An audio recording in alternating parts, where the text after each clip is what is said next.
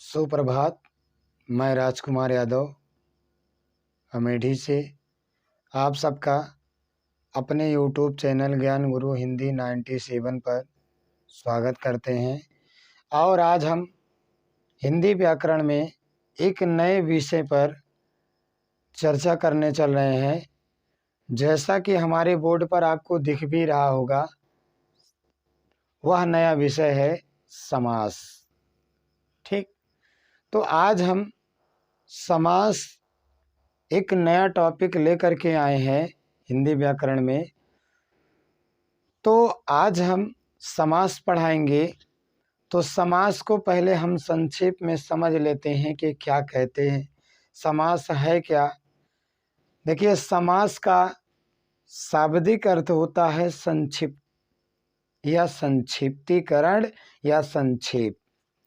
ठीक, तो संक्षेप मतलब बड़ी से बड़ी बातों को छोटे में प्रकट करना ही समास है।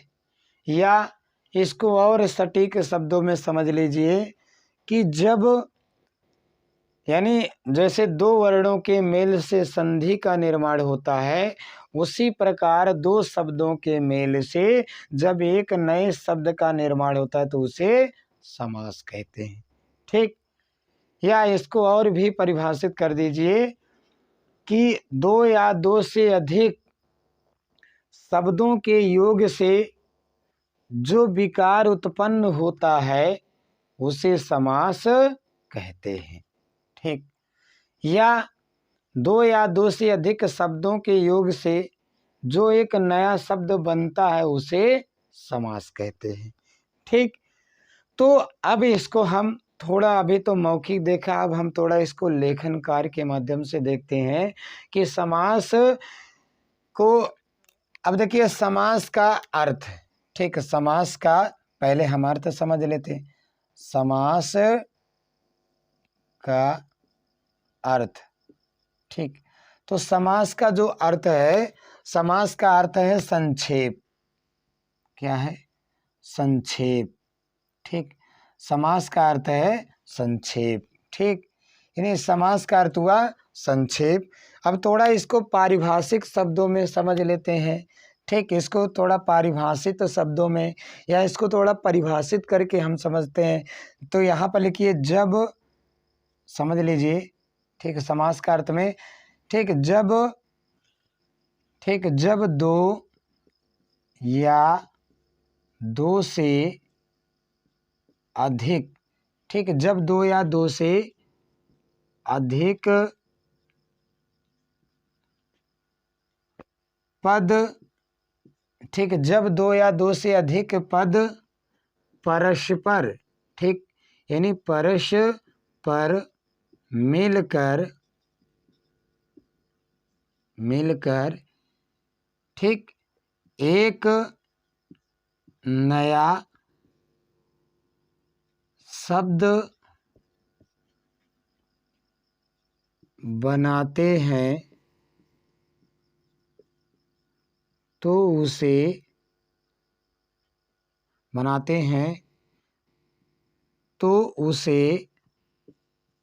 समास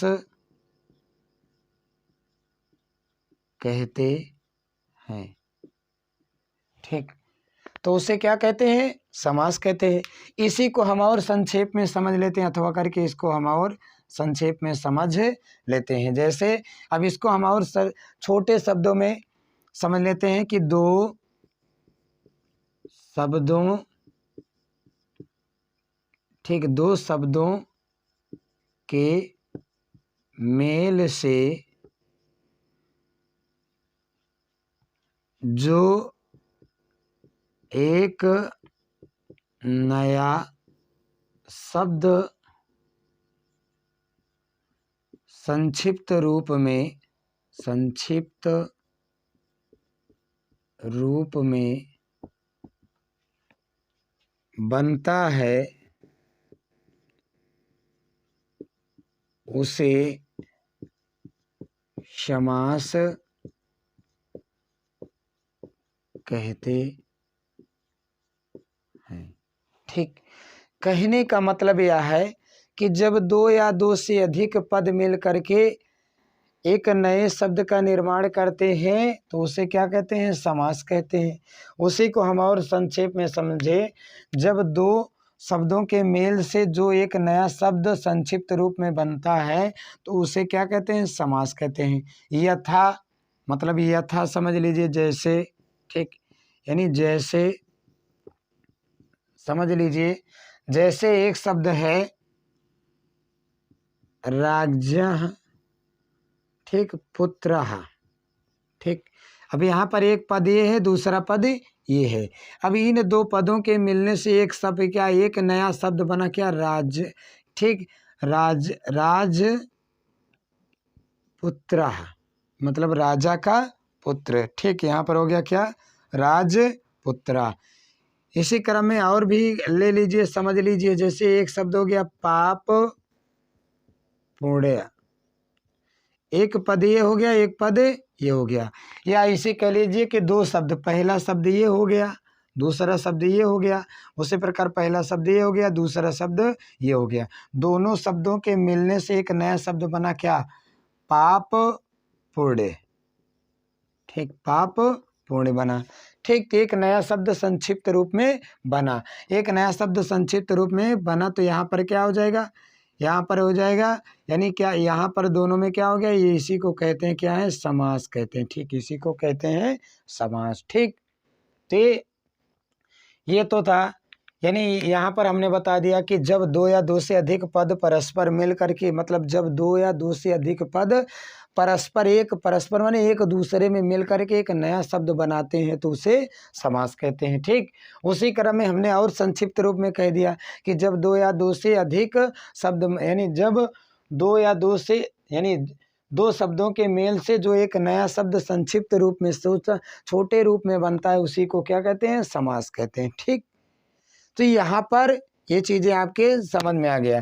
तो अभी इस समास में कुछ और भी तथ्य होते हैं, मतलब कुछ और यहाँ पर शब्दावलियाँ होती है तो उनको भी समझना है। जैसे एक शब्द है समास विग्रह, समास विग्रह, और इसी क्रम में दूसरा और शब्द है समस्त पद, ठीक। तो इनको भी हम समझ लेते हैं इसी में, यानी अब यहाँ पर स्थान नहीं है तो इनको थोड़ा मिटा देंगे, इतना आप क्या है समझ लीजिएगा। अब समास विग्रह क्या है, समस्त पद क्या है, इनको भी आसानी से समझ लेते हैं, ठीक। तो अब इनको हम मिटा देते हैं, ठीक। तो अब हम दो शब्द पहले समझते हैं, एक समास विग्रह क्या है, दूसरा समस्त पद क्या है। फिर उसके बाद समझेंगे कि समास के कितने भेद होते हैं, ठीक। तो यहाँ पर पहले हम देखेंगे वो विग्रह, ठीक, विग्रह क्या है, ठीक। तो विग्रह किसे कहते हैं? तो विग्रह समझ लेते हैं कि समास, ठीक, समास के अर्थ, मतलब समास के अर्थ को स्पष्ट, ठीक, स्पष्ट करने के लिए, स्पष्ट करने के लिए, ठीक, स्पष्ट करने के लिए जब, ठीक, दो पदों, ठीक, जब दो पदों को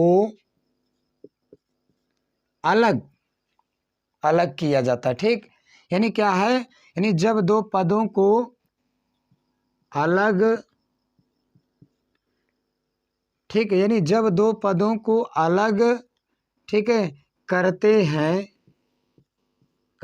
हैं तो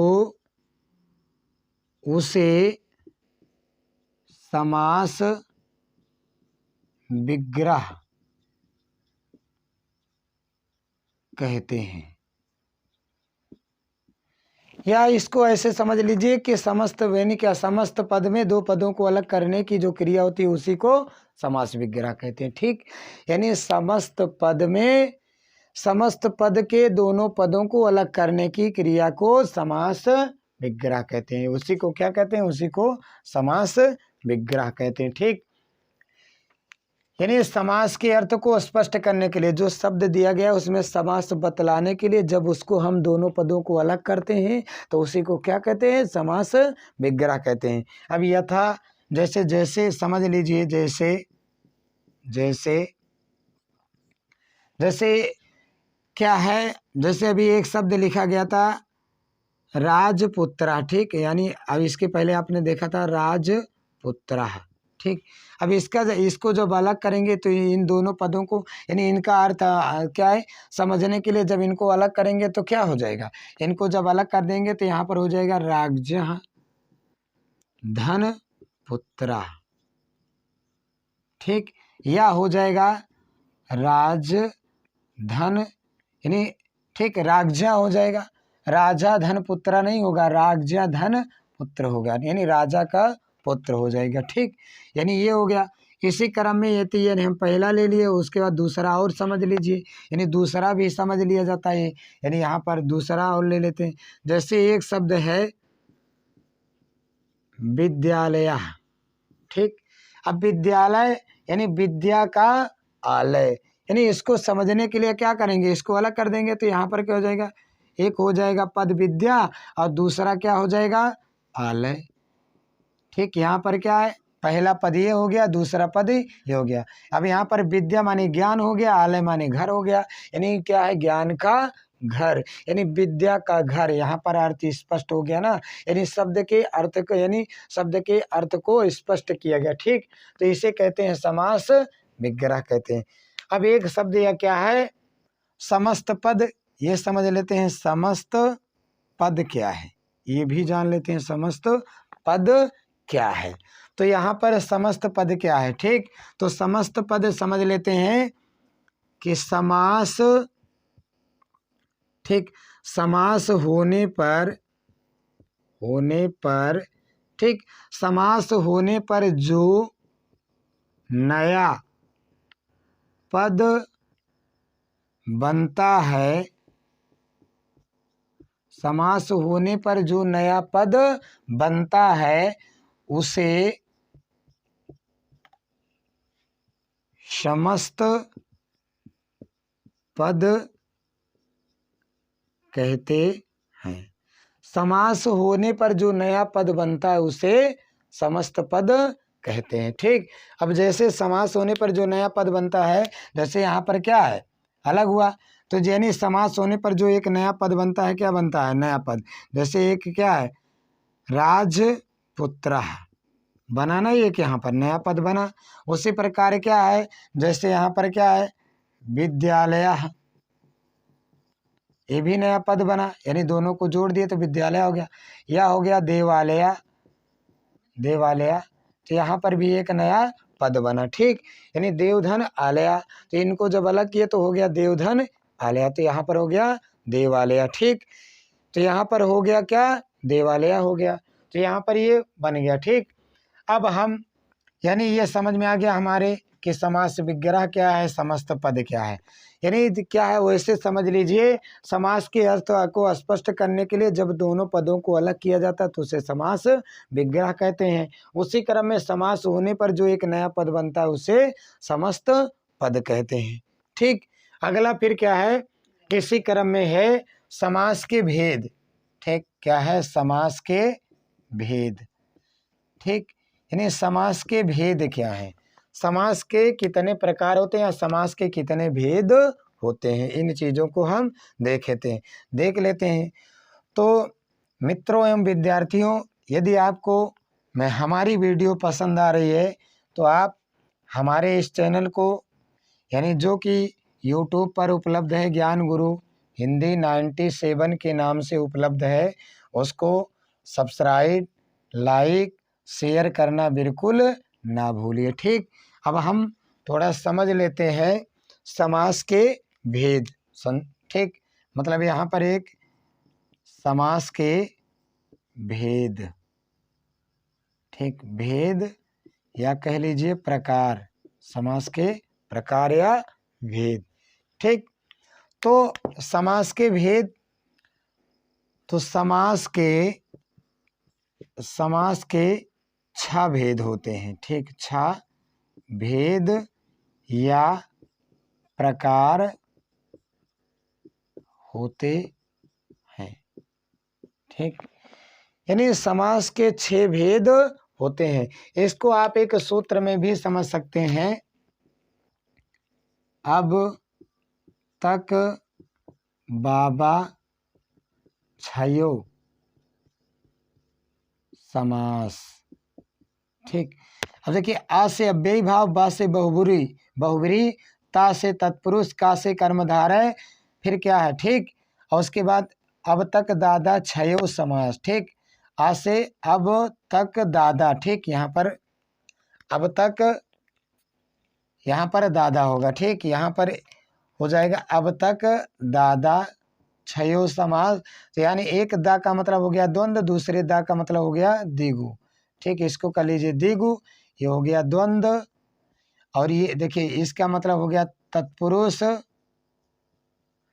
इसका मतलब हो गया का मतलब हो गया कर्मधारय, आ का मतलब अव्ययी भाव, बा का मतलब हो गया बहुब्री।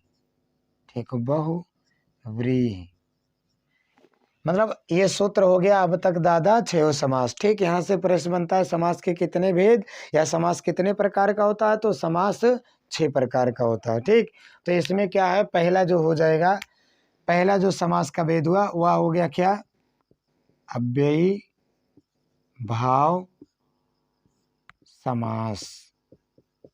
ठीक, दूसरा जो भेद हो गया वह हो गया तत्पुरुष समास। तीसरा हो गया द्वंद्व समास। चौथा द्विगु समास।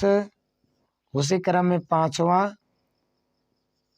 कर्म धारय समास। ठीक, उसी क्रम में छठा बहुव्रीहि। ठीक, बहुव्रीहि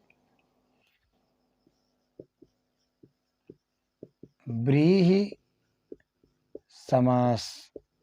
ठीक, यानी समास के कुल कितने भेद या प्रकार होते हैं, समास के कुल 6 भेद या प्रकार होते हैं।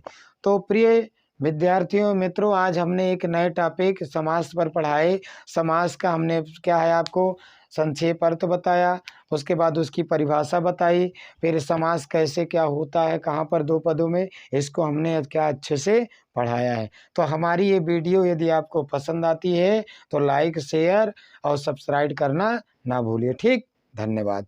अब हम अगली वीडियो में आपको एक एक समास यानी क्या है उदाहरण सहित बताएंगे। ठीक।